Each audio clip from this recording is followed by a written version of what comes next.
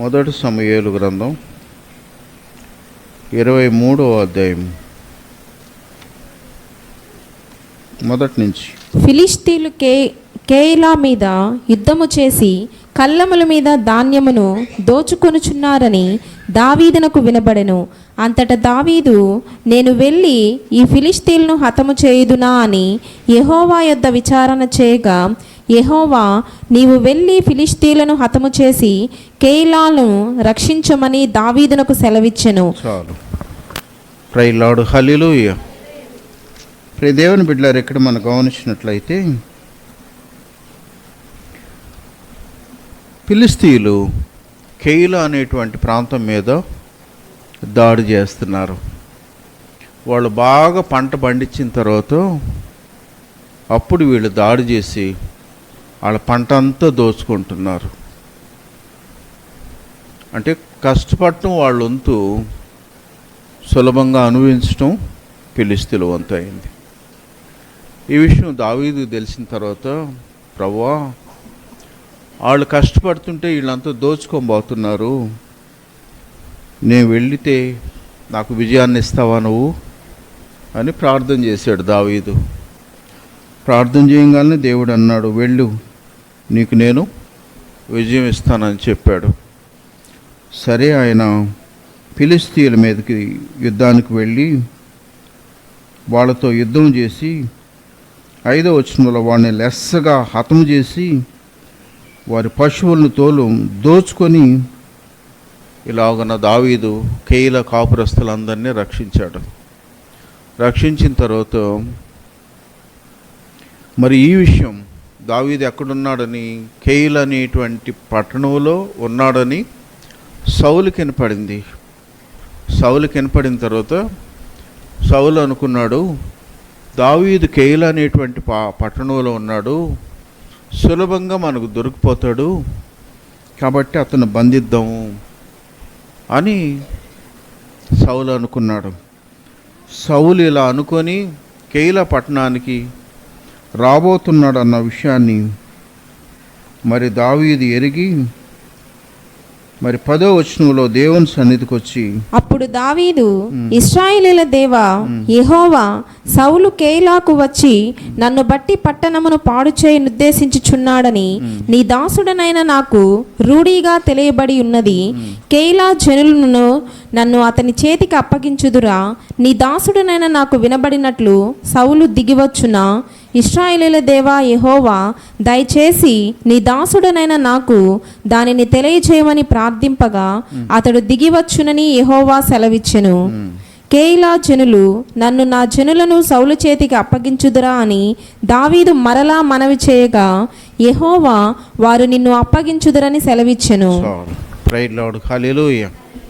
ప్రియ దేవుని బిడ్డలారా, మొదటిసారి కేయిలా మీద ఫిలిష్తీయులు దండెత్తి వచ్చారంటే, ప్రభువా, నేను వెళ్ళి వాళ్ళని రక్షిస్తాను అన్నప్పుడు దేవుని అనుమతితో వెళ్ళి యుద్ధం చేశాడు.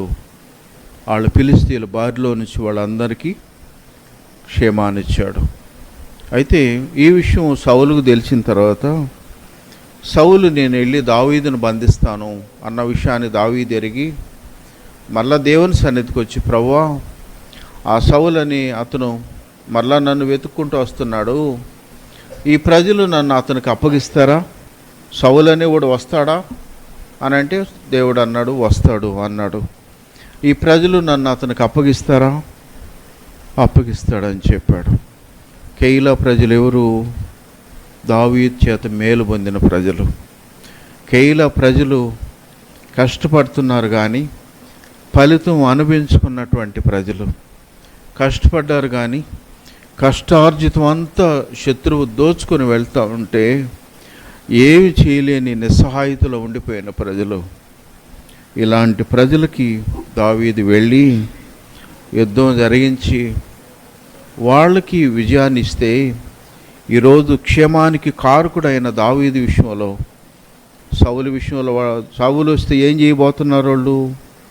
తిరిగి మళ్ళా దావీదుని అప్పగించేదానికి ఇష్టపడుతున్నారు. అంటే మేలు పొందినటువంటి వ్యక్తులు, మేలు పొందిన వాళ్ళకి కీడు చేయటం అంటే ఇలాంటిదే కదా. ఇప్పుడు ఎవరి ద్వారా అయితే ప్రజలు మేలు పొందారో, ఎవరి ద్వారా శత్రువులు లేకుండా ఈరోజు నెమ్మదిని అనుభవిస్తున్నారు, అలాంటి వాళ్ళు ఈరోజు మేలు చేసినటువంటి దావీదుకి కీడు చేయటం, నష్టపరచటం, అతని నాశనాన్ని కోరుకోవటం అంటే ఇలానే ఉంటుంది. దావీదు జీవితంలో మనం గమనించినట్లయితే మునుపు ఆ సౌలుకు కూడా వాడు గొల్యాతు వచ్చి అతని మీద యుద్ధం రోజు వస్తూ ఉంటే 40 దినాలు పారిపోతున్నాడు. పారిపోతూ ఉన్నప్పుడు దావీదు వచ్చి అదే ఫిలిష్తీయుడైన గొల్యాతును చంపితే ఈరోజు సౌలుకి మళ్ళా రాజు అయ్యాడు. నెమ్మది వచ్చింది. నెమ్మది వచ్చిన తర్వాత మేలు పొందినటువంటి అతను, మేలు పొందిన దావీదుని ఏం చేస్తున్నాడు?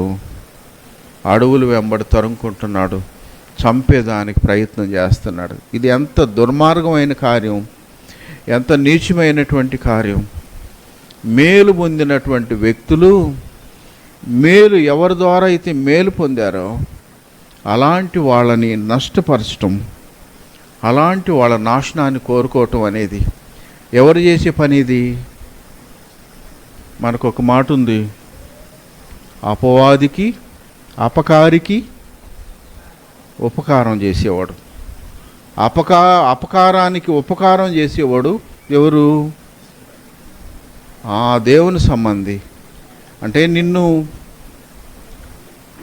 నువ్వు వాళ్ళకి నష్టం చేసినా నీకు మేలు చేశారంటే వాడు దేవుని సంబంధం అయితేనే మేలు చేస్తాడు. ఆడు సాతాను సంబంధం అయితే ఏం చేస్తాడు? నువ్వు మేలు చేసినా కూడా నీకు కీడే చేస్తాడు. లోకం ఏం చేస్తుంది?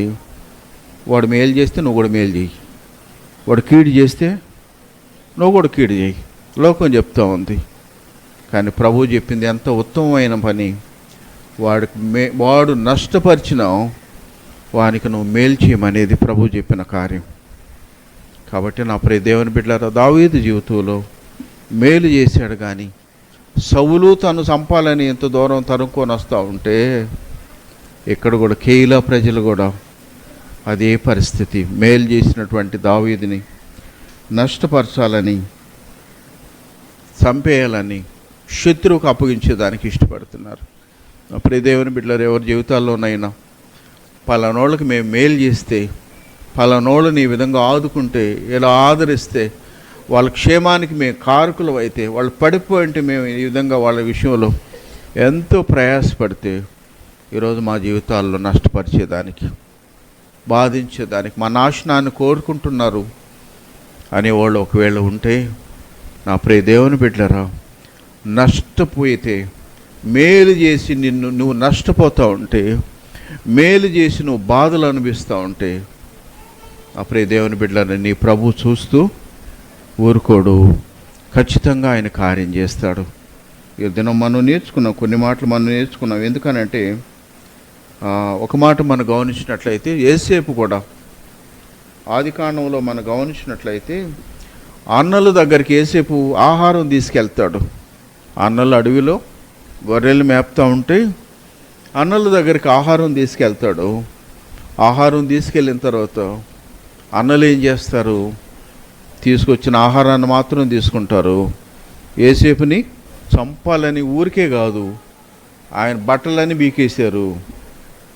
యేసేపు యొక్క బట్టలు పీకేశారు, ఆయన ఎత్తి గుంటలో దోసేశారు.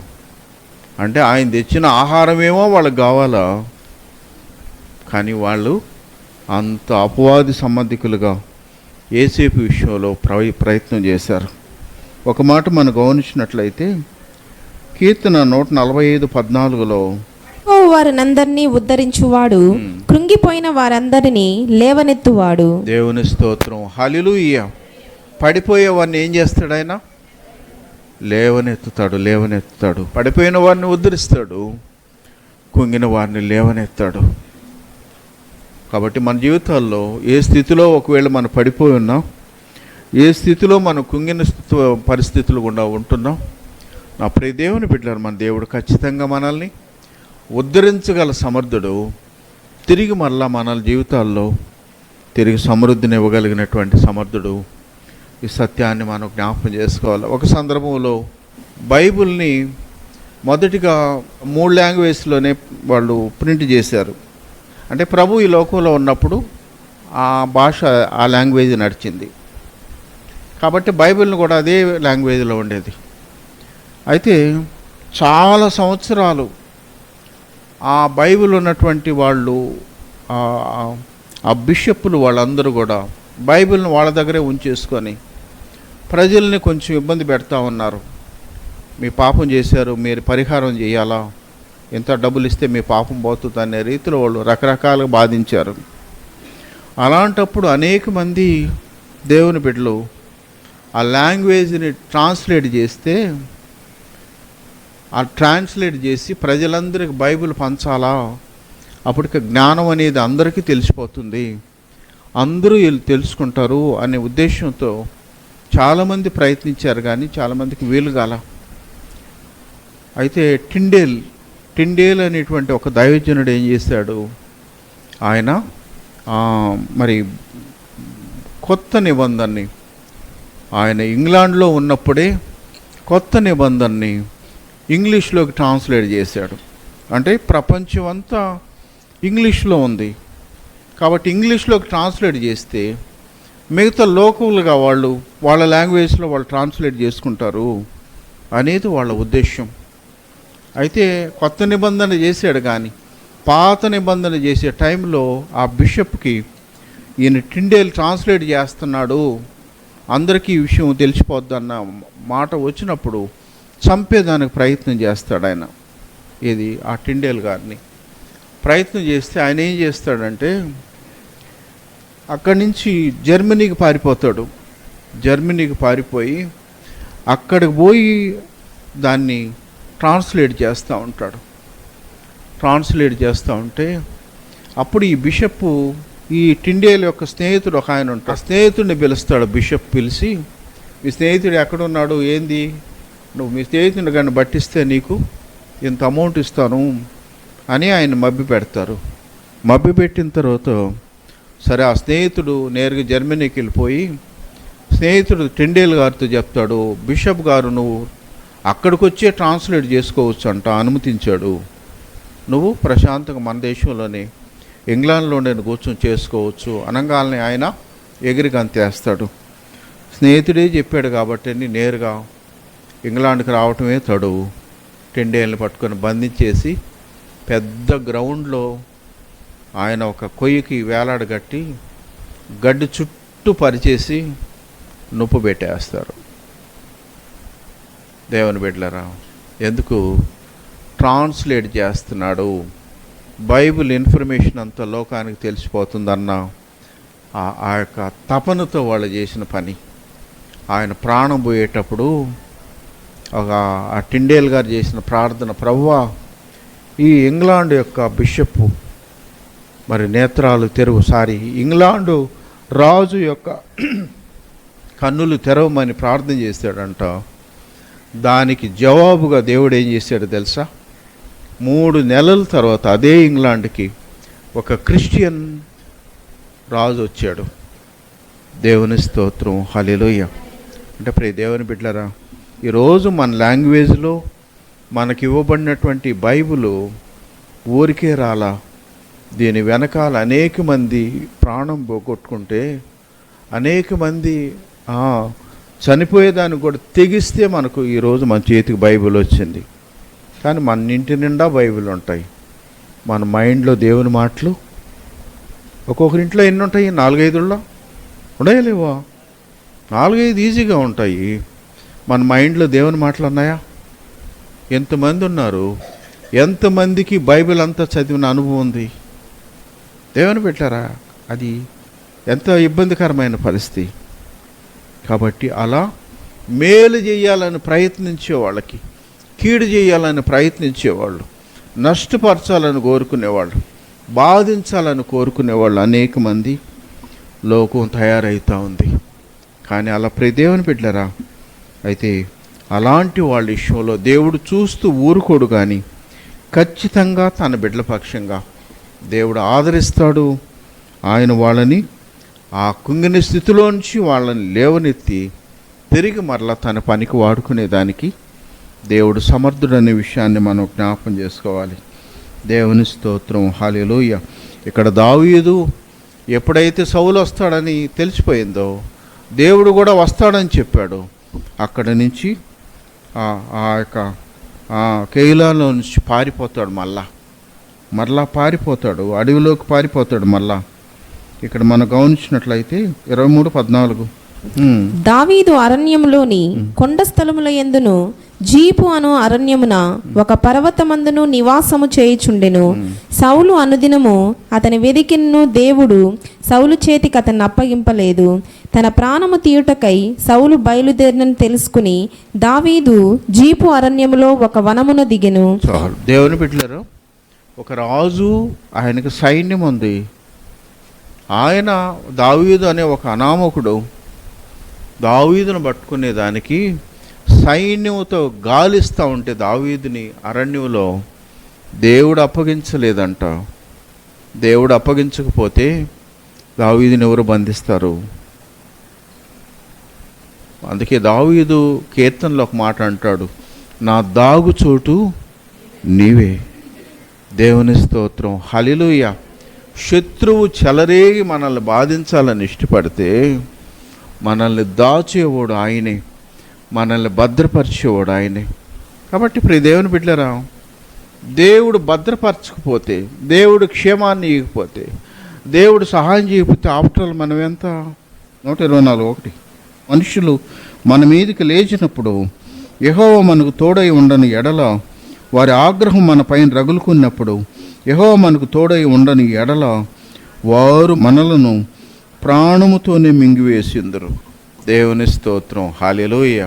కాబట్టి ప్రియ దేవుని బిడ్డలారా, దేవుడు మనల్ని దాస్తాడు.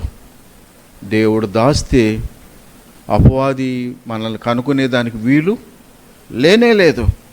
కాబట్టి ఇక్కడ కూడా మనం గమనించినట్లయితే అనుదినము సౌలు వెతుకుతున్నాడంట దావీదుని.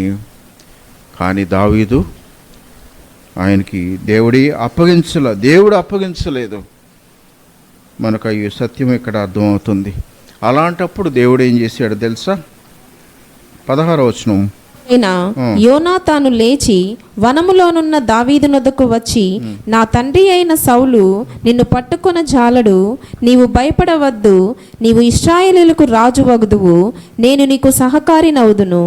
ఇది నా తండ్రి అయిన సౌలునకు తెలిసి ఉన్నదని అతనితో చెప్పి దేవుని బట్టి అతని బలపరచెను. దేవుని స్తోత్రం, హల్లెలూయా. దేవుని బిడ్డలారా, ఒకప్పుడు ఒక పక్క దావీదు అరణ్యంలో పరిగెత్తి పారిపోతూనే ఉన్నాడు. ఎక్కడికి పోయినా నెమ్మది లేదు, సమాధానం లేదు. అలాంటి పరిస్థితులు పైపెచ్చు ఇక్కడ మేలు పొందిన వాళ్ళే కీడు చేయాలని ద్రోహం చేస్తున్నారు. అలాంటప్పుడు మరి దావీదు దగ్గరికి సౌలు యొక్క కుమారుడైన యోనాతాను వచ్చాడంట. సౌలు కుమారుడు అనేదానికంటే ఈయన దావీదు యొక్క ప్రాణ స్నేహితుడు. దేవుని స్తోత్రం, హల్లెలూయా. ఎందుకంటే దావీదు పక్షంగా ఉండేవాడు, దావీదు క్షేమాన్ని కోరుకునేవాడు, దావీదు యొక్క మేలుగా ఉండాలని ఆయన ఇష్టపడ్డాడు. అందుకని యోనాతాను దావీదు నొద్దకు వచ్చి ఆయనతో మాట్లాడుతూ అంటాడు, నా తండ్రి అయిన సౌలు నిన్ను పట్టుకొన జాలడు, నువ్వు భయపడొద్దు, నువ్వు ఇశ్రాయేలుకు రాజు అవుతావు, నేను నీకు సహకారినవుదును. దేవుని స్తోత్రం, హల్లెలూయా. ప్రియ దేవుని బిడ్డలారా, మరి ఆ సౌలు కొడుకే దావీదును బలపరుస్తున్నాడు. నిన్ను మా నాన్నకు చేత కాదు, నిన్ను పట్టుకోలేడు, పైపెచ్చు ఈ దేశానికి నువ్వే రాజు అవుతావు, నేను నీకు సహకారినవుతాను.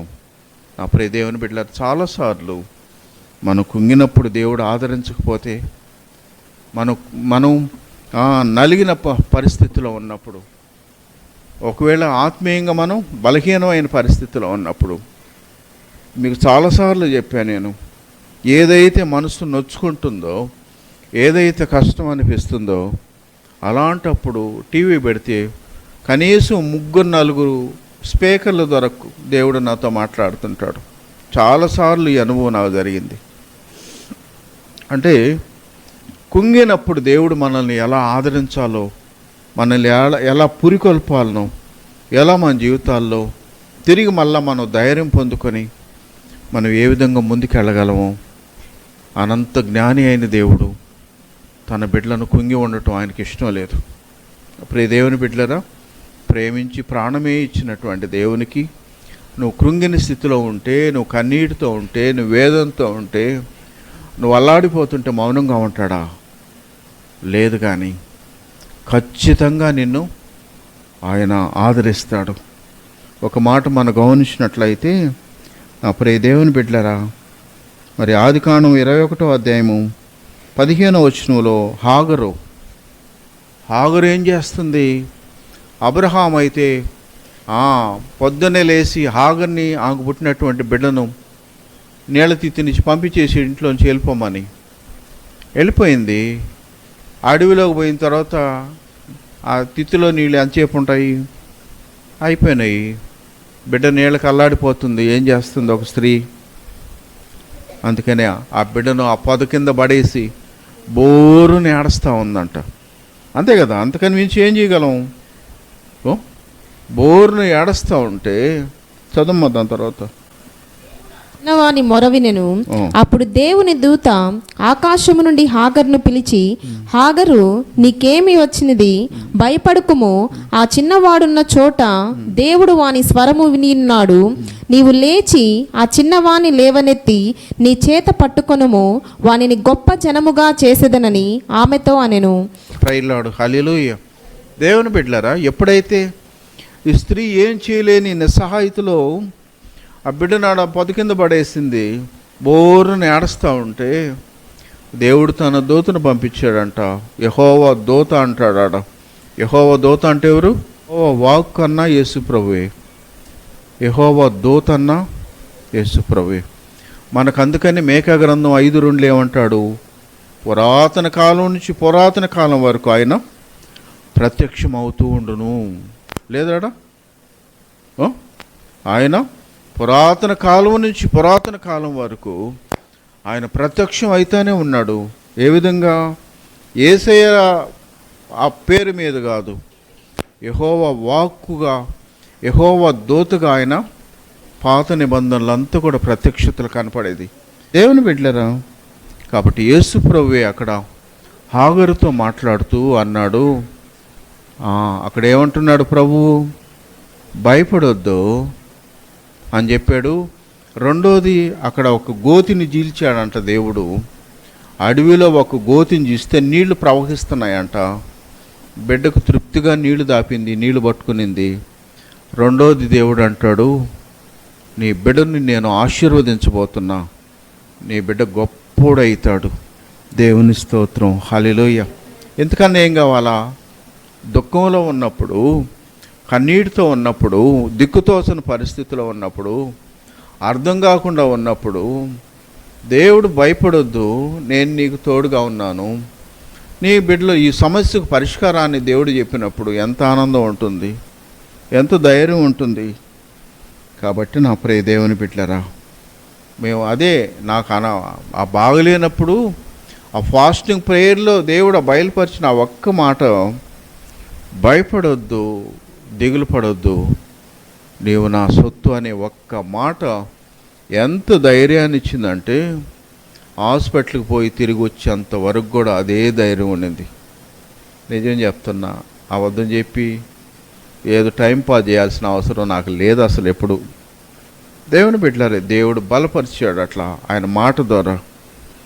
కాబట్టి చాలాసార్లు మనం కుంగిపోయి ఉన్నప్పుడు పడుకొని ఆడుస్తూ ఉంటాం, అన్నం మానేసి కూర్చుంటాం. కానీ అలా కాదు. దేవుడు నీతో మాట్లాడాలంటే దేవుని వాక్యాన్ని విను, టీవీలో విను, లేదా బైబిల్ చదివితే దేవుడు నిన్ను ఆదరిస్తాడు, దేవుడు నీతో మాట్లాడతాడు, ధైర్యపరుస్తాడు. ఆ సమస్యకు పరిష్కారాన్ని కూడా ప్రభువిస్తాడు. దేవుని స్తోత్రం. హల్లెలూయా. అప్పుడు అదే బొలినేనులో ఉన్నప్పుడు ఒక ఆయన వచ్చి అన్నాడు, పాపాన్ని బట్టి కూడా రోగం వస్తుంది అని చెప్పాడు. చెప్పాను కదా చాలాసార్లు కూడా.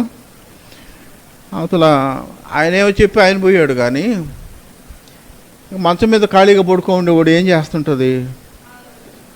ఆలోచిస్తూ ఉంటుంది, బుర్రలో తిరుగుతూనే ఉంది అది. ఒక మాట నాకు బైబిల్లో యోబు గ్రంథంలో ఒకటి ఉంది, 7:20 ఒక మంచి మాట. దేవుని స్తోత్రం, హల్లెలూయా. నేను పాపము చేస్తున్నా, నరులను కనిపెట్టువాడా నేనేమి చేయగలను? దేవుని బిడ్డలారా, పడుకొని ఈ మైండ్లో తిరుగుతూ ఉంది ఇది, నేను పాపం చేశానా. ఆ రోజంతా అది తిరిగింది. ఇంకోటి కూడా నాలో ఉండే ఆ వీక్నెస్ చెప్పలేను, కానీ పొద్దున్నే ఒక పాట విన్నాను అనుకో, ఆ రోజంతా ఆ పాట మైండ్లో నోట్లో తిరుగుతూనే ఉంటుంది. ఆ చరణం వాడుతూనే ఉంటాను చాలాసార్లుగా. అట్టనే ఆ రోజు కూడా అది తిరుగుతూ ఉంది, నేను పాపం చేశానా అని నేనే ప్రశ్నించుకుంటున్నా. అయితే నేను ఆ పడుకొని చేతులు, బైబిల్ చదివే దానికి లేదు కదా, చేతులు లేవు, కాళ్ళు లేవు, ఎంత భయంకరం. అయితే రోజు మరి పాస్టర్ అమ్మకు చెప్పేవాడిని, బైబిల్ చదవమని చెప్పేవాడిని. సరే, ఆమె చదువుతూ ఉన్నప్పుడు దేవుడు వాక్కు, మరి యెషయా గ్రంథం 49లో ఎంత ధైర్యపరిచినటువంటి వాక్యం అంటే, స్వార్థ ప్రకటించుచున్నదానా ఉన్నత పర్వతము ఎక్కుము, యెరూషలేము స్వార్థ ప్రకటించుచున్నదానా బలముగా ప్రకటింపుము, భయపడక ప్రకటింపుమి, ఇదిగో మీ దేవుడు అని యూదా పట్టణములకు ప్రకటించుము. దేవుని స్తోత్రం, హల్లెలూయా. దేవుని బిడ్డలారా, ఆ ముందు రోజంతా అదే తిరుగుతూ ఉంటే, రెండో రోజు దేవుని వాక్యం చదువుతుంటే నాకు దేవుడు మాట్లాడిన మాటలేందంటే, బలంగా ప్రకటించు, భయపడక ప్రకటించు. చాలా ధైర్యం వచ్చింది, దేవుడు మాట్లాడుతున్నాడు అనేది ధైర్యపడినా నేను.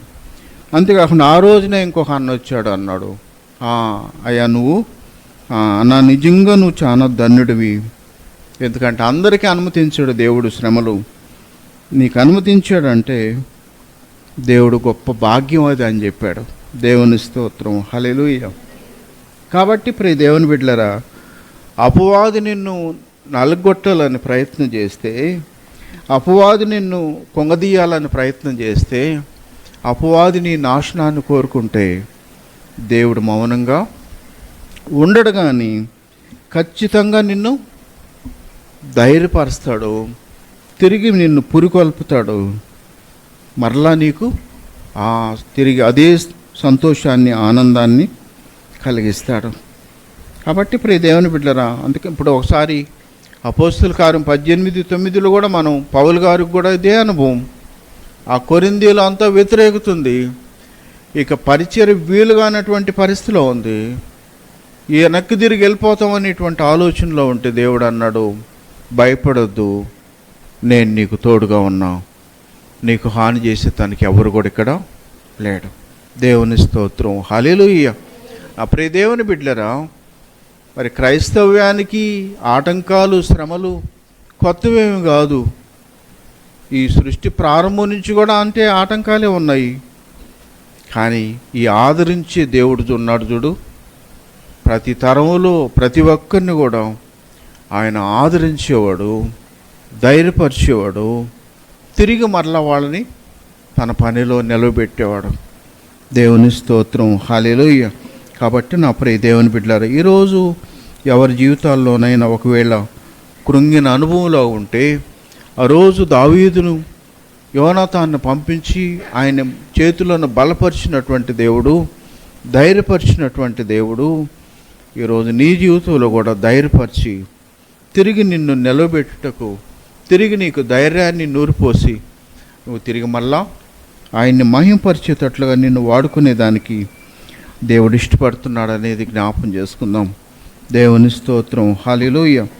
ఇంకొక మాట మనం గమనించినట్లయితే, 1 సమూయేలు 24వ అధ్యాయం 1 నుంచి మనం గమనిస్తే, అక్కడ దావీదు ఏం చేశాడు, ఆయన ఎన్గేది అరణ్యానికి వెళ్ళాడంట. ఎన్గేది అనేటువంటి అరణ్యానికి వెళ్ళాడు.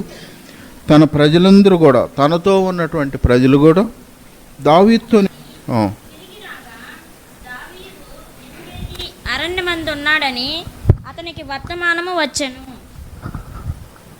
అప్పుడు సౌలు ఇశ్రాయేలీయులందరిలో నుండి 3000 మందిని ఏర్పరచుకొని వచ్చి కొండ మేకలకు వాసములకు శిలాపర్వతముల మీద దావీదును అతని జనులకు వెదకుటకై బయలుదేరెను. మార్గముననున్న గొర్రె దొడ్లకు అతడు రాగా అక్కడ గుహ ఒకటి కనబడెను. అందులో సౌలు శంకా నివృత్తికి పోగా దావీదును అతని జనులను ఆ గుహ లోపలి భాగములలో ఉండిరి గనుక దావీదు జనులు, అదిగో నీ దృష్టికి ఏది మంచిదో అది నీవు అతనికి చేయునట్లు నీ శత్రువుని నీ చేతికి అప్పగింతునని యెహోవా నీతో చెప్పిన దినము వచ్చినని అతనితో అనగా, దావీదు లేచి వచ్చి సౌలునకు తెలియకుండా అతని పైవస్త్రపు చెంగును కోసెను. సౌలు పైవస్త్రమును తాను కోసినని దావీదు మనసునొచ్చి, ఇతడు యెహోవా చేత అభిషేకము నొందినవాడు గనుక యెహోవా చేత అభిషిక్తుడైన నా ప్రభువునకు నేను ఈ కార్యము చేయను, యెహోవాను బట్టి అతనిని నేను చంపను అని తన జనులతో చెప్పెను. హల్లెలూయా. దేవుని బిడ్డలారా, చాలాసార్లుగా ఎప్పుడు అపవాదికే విజయం ఉన్నట్టుంటుంది కదా. దానియేలుని సింహాల బోన్లో వేసినప్పుడు అపవాదికే విజయంలాగా ఉంది, సింహాల బోన్లో వేసేసాడు. కానీ ఫైనల్గా దానియేలుకి పక్షంగా దేవుడు అద్భుతం చేశాడు. షడ్రకు మెషకు అబేద్నెగోల్ని ఎత్తి మంటలో వేసినప్పుడు లోకానికి ఏమనిపిస్తుంది? ఎంత భక్తిపరులు, దేవుని కొరకు జీవించేవాళ్ళు, వీళ్ళ పక్షంగా దేవుడు ఏం చేయలేకపోయాడే అనిపిస్తుంది. అపవాదికే విజయం లాగుంటుంది. కానీ దేవుడు ఏం చేశాడు? అక్కడ ఆయన కూడా అగ్నిలో ఆయన తిరిగి వాళ్ళకి విజయాన్ని ఇచ్చాడు. అప్పుడు ఈ దేవుని బిడ్డలారా, ఆ ఎస్తేరు గ్రంథంలో కూడా మనం గమనించినట్లయితే హామానుకే విజయంలాగా అనిపిస్తుంది. మురికి కూడా శుద్ధిపరిచాడు. కానీ ఫైనల్గా ఎత్తుకుంటే దేవుని బిడ్డలకు విజయం. దేవుని స్తోత్రం, హల్లెలూయా. వీళ్ళందరూ కూడా ఎదుర్కొనింది ఎవరెవరిని? దైవజనులు ఎదుర్కొనిందంతా ఎవరెవరిని? వాళ్ళు రాజుల్ని ఎదుర్కొన్నారు, ప్రధానమంత్రుల్ని ఎదుర్కొన్నారు, గొప్ప గొప్ప వాళ్ళని ఎదుర్కొన్నారు. వాళ్ళు సామాన్యుల్ని కాదు. దేవుని బిడ్డలు ఎదుర్కొనింది ఏదో సామాన్యుల్ని ఎదుర్కొన్నారు, వాళ్ళని ఏదో ఓడించారు చేశారు కాదు. రాజులతోనే మోటుకున్నారు, వాళ్ళు ప్రధానమంత్రులతోనే మోటుకున్నారు. దేవుని స్తోత్రం, హల్లెలూయా. ఎవరితో ఎలా మోటుకున్నప్పటికీ ఫైనల్గా విజయం ఎవరికి? దేవుని బిడ్డలకే విజయం. దేవుని స్తోత్రం, హల్లెలూయా. ఎప్పుడైతే దావీదు ఇక్కడ మరి ఈ ఎన్గేది అరణ్యంలో ఉన్నాడు, మరి ఆయన సౌలు తన్ను వెతుకుతున్నాడని తెలిసిన తర్వాత ఆయన ప్రజలు ఒక గుహలో దాక్కున్నారంట. గుహలో దాక్కుంటే మరి ఈ సౌలు దావీదును ఎదుక్కుంటూ తిరుగుతున్నాడంట. 3000 మంది సైన్యాన్ని వెంబడి పెట్టుకొని వెతుకుతున్నాడంట. అక్కడ మంచి పదం వాడారు, శంకా నివర్తికి. సౌలు ఏం చేశాడు? గుహలోకి పోయాడంట. ఎంత మంచి పదం వాడాడు కదా. శంకా నివర్తికి సౌలు ఆ గుహలోకి పోయినప్పుడు కరెక్ట్గా గుహలో దావీదును ఆయన ప్రజలు కూర్చోమన్నారంట. కూర్చోమంటే దావీదుతో ఉన్న మనుషులు అంటున్నారు, ఇదిగో దేవుడు నీకు చెప్పిన అవకాశాన్ని ఇచ్చేశాడు. శత్రువునే నీవు సులభంగా నువ్వు చంపేదానికి అవకాశాన్ని దేవుడే ఇచ్చాడు. ఇప్పుడు నువ్వు ఏం చేస్తావు చెయ్యి అన్నారంట. దేవుని బిడ్డలారా, అంటే ఇలా అవకాశం అనేది ఎప్పుడు వాళ్ళకే కాదు, నువ్వెప్పుడు కూడా అందుకని ప్రభు అంటాడు, నేను నిన్ను తలగా ఉంచుతాను కానీ తోకగా ఉంచును. ప్రతిసారి నేను తోకగా ఉన్నాను ప్రభువా, ప్రతిసారి నేను అట్టడుగునే ఉన్నానే, ప్రతిసారి నేను లాస్టే ఉంటున్నానే, కుంగిపోయి ఉంటానని కాదు, నిన్ను తలగా చేసే రోజు కూడా ఉంది. ఇక్కడ గమనించినట్లయితే ఆ గుహలో దావీదు దగ్గరగానే సౌలు ఉన్నాడంట. రాగానే దావీదు మనుషులందరూ అంటున్నారు, ఇదిగో దేవుడు నీకు అప్పగించే దినం వచ్చేసింది, ఆడిని లేపేయి అని అన్నప్పుడు దావీదు ఎంత మంచి మాట అంటాడనంటే, అతడు దేవుని చేత అభిషేకించబడినవాడు. దేవుని స్తోత్రం, హల్లెలూయా. ఎవరైనా? సౌలు దేవుని చేత అభిషేకించబడినవాడంట. మరి దావీదుని అభిషేకించలేదు దేవుడు? ఈయనకి ఆ జ్ఞానం ఉంది. దావీదుకి సౌలుని దేవుడు అభిషేకించేవాడు, నేను అతన్ని ముట్టుకోకూడదు అనే జ్ఞానం దావీదుకు ఉంది. కానీ దావీదుని దేవుడు అభిషేకించాడు. అతన్ని నష్టపరిస్తే అది నాకే నష్టం వస్తుంది అన్నది. సౌలుకి ఆ జ్ఞానాన్ని కోల్పోయాడు. అప్పుడు దేవుని బిడ్డలారా, ఈ గలతీ పత్రిక చివరిలో అంటాడు ఒక మంచి మాట, క్రీస్తు యొక్క ముద్రలు నేను ధరించి ఉన్నా, నన్నెవ్వడూ శ్రమ పెట్టవద్దు.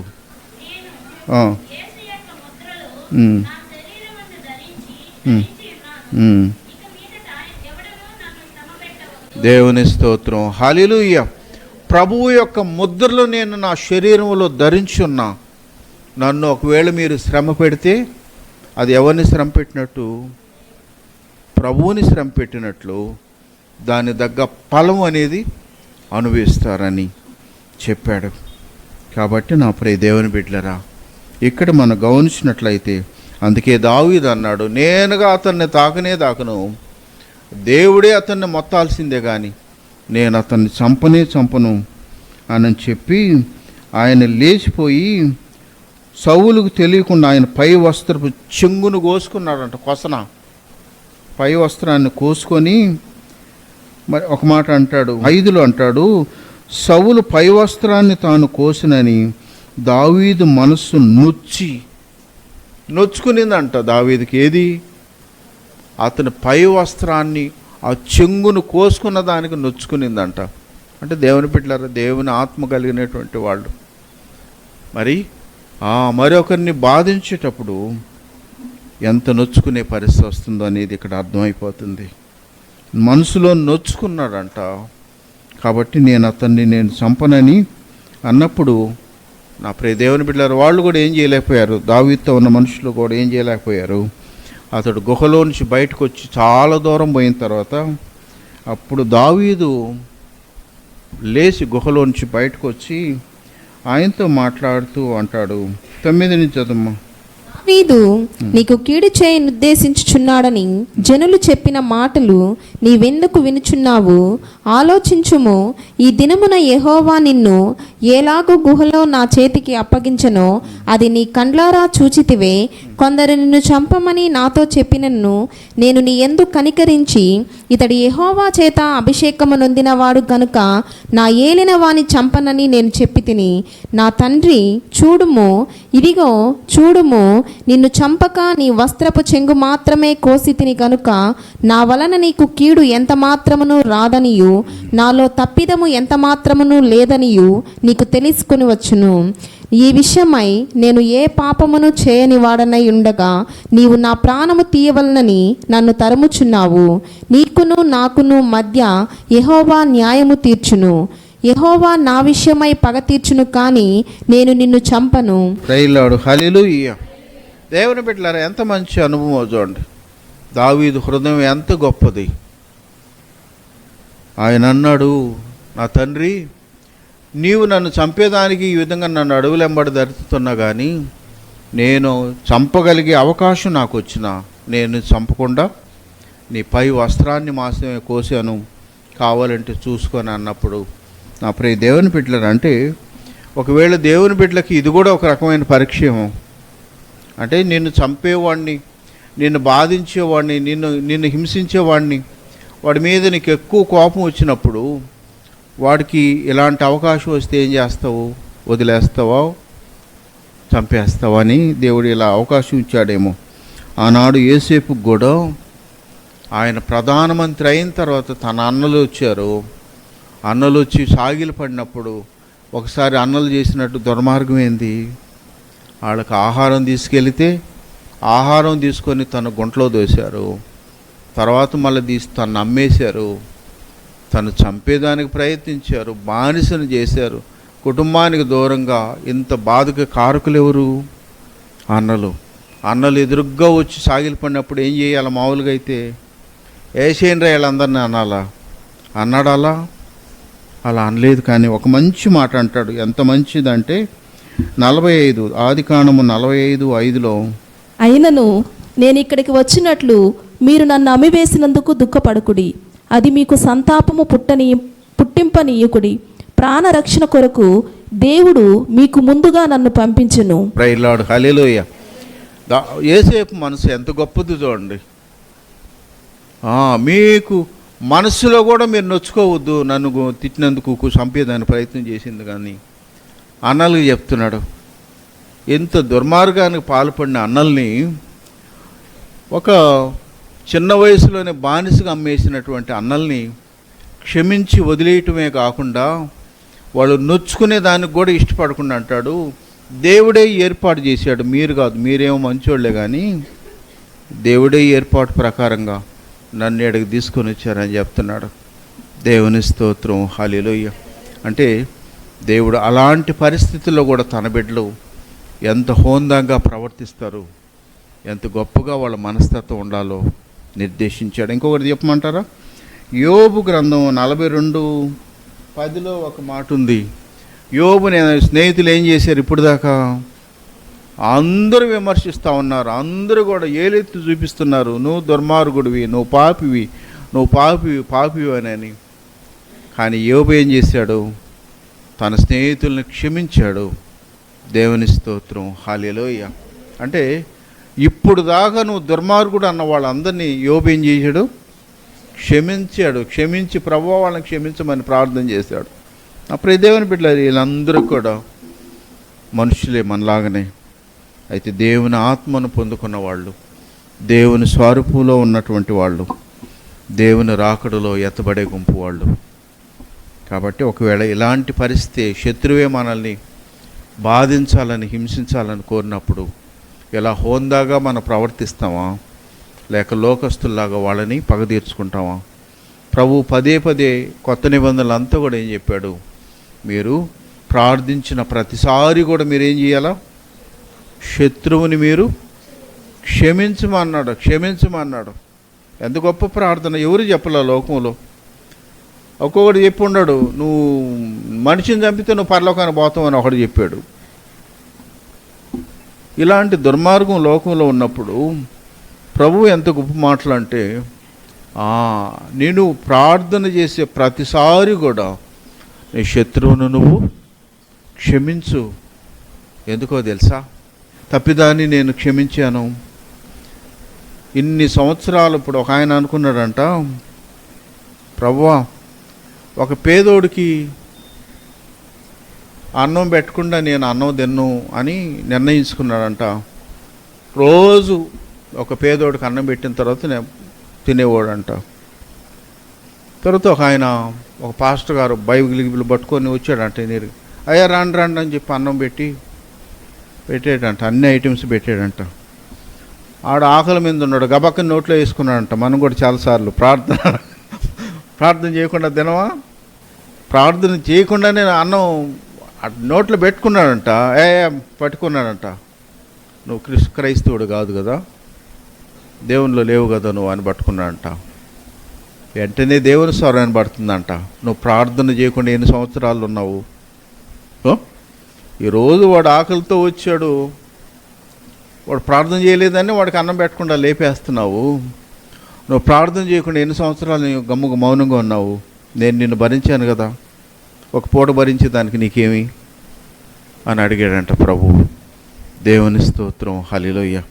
ఎన్నో సంవత్సరాలు మనల్ని క్షమించాడు కదా, ఎన్నో సంవత్సరాలు మన తప్పిదాలని మన్నించాడు కదా. ఈరోజు సజీవులుగా మనం ఉన్నామంటే ఆయన క్షమించబట్టే కదా, ఆయన దీర్ఘశాంతం మన పట్ల ఎక్కువగా ఉండబట్టే కదా మనం ఈ రీతిగా ఆయన ఉండగలుగుతున్నాం.